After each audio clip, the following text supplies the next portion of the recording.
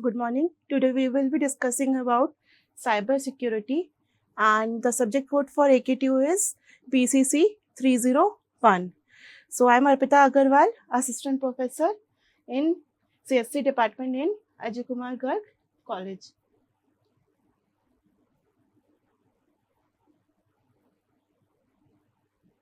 So we are discussing Unit 3 in AKTU syllabus, and what are the topics we will be covering in Unit 3? That is introduction about proxy servers, anonymizers, phishing, password cracking, keyloggers, spyware, virus, bombs, Trojan horses and backdoors, stenography, DOS and DDoS attacks, SQL injection, buffer overflow, attacks on wireless networks, phishing and identity theft, introduction to phishing, identity theft. So these are the topics we will be covering in Unit 3 according to AKTU syllabus. So this is the AKTU syllabus. So first of all, introduction. So what a cybercrime is? So cybercrimes means people involved in fraud detection activities. So cybercrime involves the use of digital tools and techniques to conduct illegal activities with the intent to exploit, compromise and gain unauthorized access to computer system, networks and sensitive information. So basically we have heard that sometimes frauds has been taken place, account balance is deducted and something like that. So what all these occurs? This is basically a cybercrime. In illegal activity, and in illegal activity, some unauthorized users try to gain access of your passwords and steal money and steal security informations and etc. So cybercrime means illegal activities, and in illegal activities people gain unauthorized access and do the frauds. So what are proxy servers? So proxy servers, we have heard that sometimes we want to open a website and that website is not accessible to all. So in that case, we use proxy server. So what a proxy server is? Proxy server is an intermediate server that sits between user device and internet. Okay. Okay. So proxy server is an intermediate device that sits between user device and internet. So when a user requests access to a website, the request goes to proxy server, which it forwards to the website. So website response is sent back to proxy server, which then send it back to user device. Like suppose we have a client and it want to access a site on web. It want to access the site. So client request, that means client IP addresses is passed over the global network. So with the help of proxy server, then proxy server client ID address is passed to proxy server and proxy server ID address will be passed to global network. So in this way, proxy servers sit between the user device and internet, providing user access to a website. So primary function of a proxy server is basically to act as a intermediary between user device and internets. So its benefits includes anonymity. What do you mean by anonymity? So because website sees only proxy server's IP address. Suppose I want to access a website.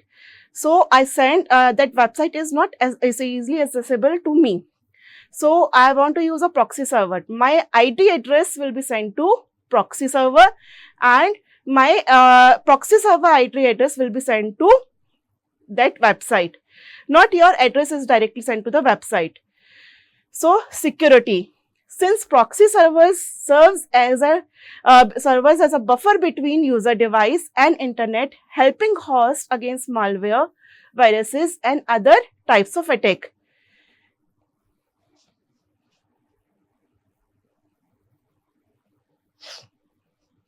So types of proxy servers. So open and forward proxy server. So what a open or forward proxy server means? A forward proxy server is a server that sits between client and internet. The client requests the forward proxy, which sends a request to the internet on the behalf of client. And what is reverse proxy server? A reverse proxy server is a server that sits between internet and server. Can you note the difference between open proxy and reverse proxy?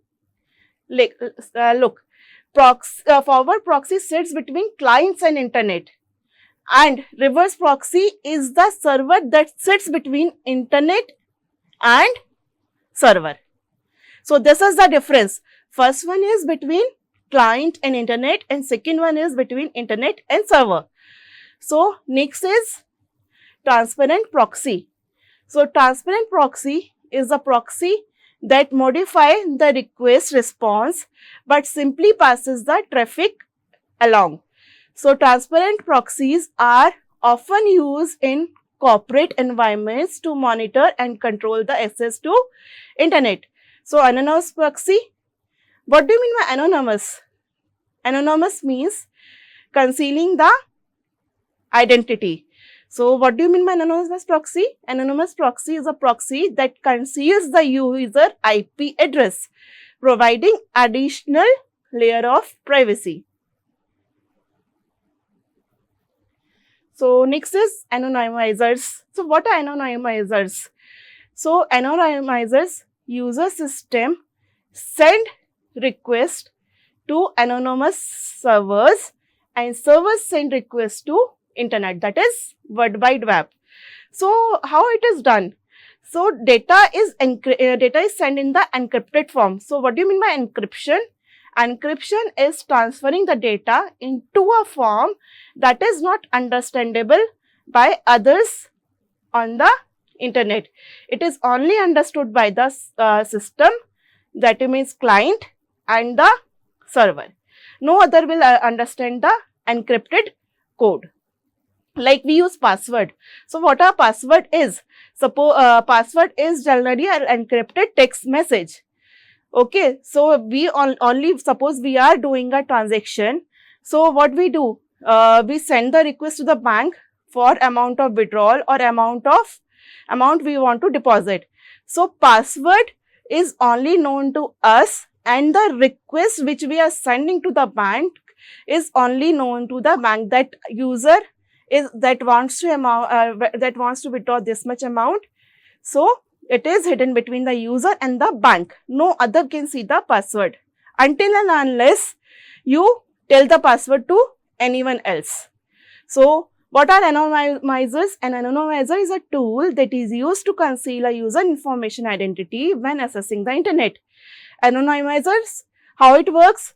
It works by hiding the user's IP address, making it difficult for website to track the user's online activity. So anonymizers include VPN, that is virtual private network, and web-based anonymizers. So what a VPN is? As the name suggests, this is virtual private network. So what are virtual private networks? It is a type of anonymizers that creates an encrypted connection between user device and internet. So all traffic between device and internet is routed through VPN, which conceals user's IP address and provide additional layer of security. VPN basically provides additional layer of security. So what are web-based anonymizers? Web-based anonymizers are online tools that users browse the internet without revealing the IP address. So these tools work by routing traffic through third-party server making it difficult for a website to track the user's online activity. So what are phishing? We have done, phishing is done, phishing is done. So phishing is basically tricks and manipulation of data to steal sensitive information. Like we have stored login details, we have manipulated or tricked and find out the financial information, session token, etc. Phishing, how does phishing occurs? Sometimes when we open our websites or we visit on our website, some unknown links comes. So when we click on that links, so at time phishing occurs.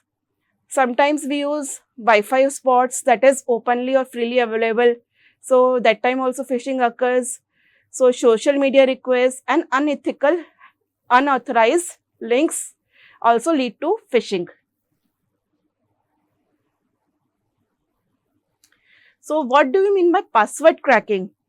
So password cracking is again a cyber attack technique. And what does it does? Like again, we are gaining the unauthorized access and we are decrypting the passwords. That means we are gaining the access of the passwords. Okay. So what are different methods for password cracking? Like brute force attacks. What is brute force attacks? Suppose we have a password, we want to crack a password. So in brute force attacks, an attacker try all the combinations that user can keep until he or she found the correct passwords. Next is dictionary attacks. What are dictionary attacks? Attackers use pre-compiled list of common passwords to attend the login. So what is traditional stuffing? Attacker use username, password, pairs obtained from previous databases to gain unauthorized access to other accounts where user have reused passwords. And what is keylogging? Malicious software records key stores to capture username and password to as user types. So, countermeasures for password cracking. How can we stop password cracking? So, first point is like we use strong password policies. So, we are given when we are creating the passwords. So, it is generally advised that keep a uppercase letter, keep a number, keep a special case letter, keep a lowercase letter. So, if we apply some strong password policies, then we can protect the password cracking. Next is password hashing and sorting. What is mean by password hashing and sorting? Use one-way hash algorithms to employ unique salts for each users to protect the password hashes. So, multi-factor authentication. What is meant by MFA? So, it is adding an additional security layer for protecting the password. So, next is account lockout policies. So, we use an account lockout policies like that sometimes we have opened a password and after sometimes like if we enter the same password 3 times wrong. So, password automatically gets logged. Similarly, if we use such policies, then we can stop password cracking. Next, regular security audits. Like we will conduct our regular security audits to identify and address vulnerabilities in password security. Next, keylogger. Keylogger is a malicious program that is specially designed to monitor and log keystrokes made by the user on the keyboards. So, what a keylogger is? Keylogger can monitor information and send the information like to the criminals, so that criminals gains the information and can theft your account or misuse your information. So, type of keyloggers: software keyloggers and hardware keyloggers. So what are software keyloggers? Software keyloggers are basically steal passwords, and it is dependent upon the softwares. Software keyloggers means term dependent to softwares. Okay. And what are hardware keyloggers? And hardware keyloggers is related to keyboards. Like it is when you press a key, these keyloggers is only attached to your keyboards and automatically get installed and store and theft your information. So these are hardware keyloggers. So next is spyware. So spyware we have already heard about. So spyware is a malicious software that enters into the user's computer, gathers data from the device and user and send it to third parties without the consent. So thank you, and that's all about the AKTU unit 3rd of cybersecurity, code BCS 301.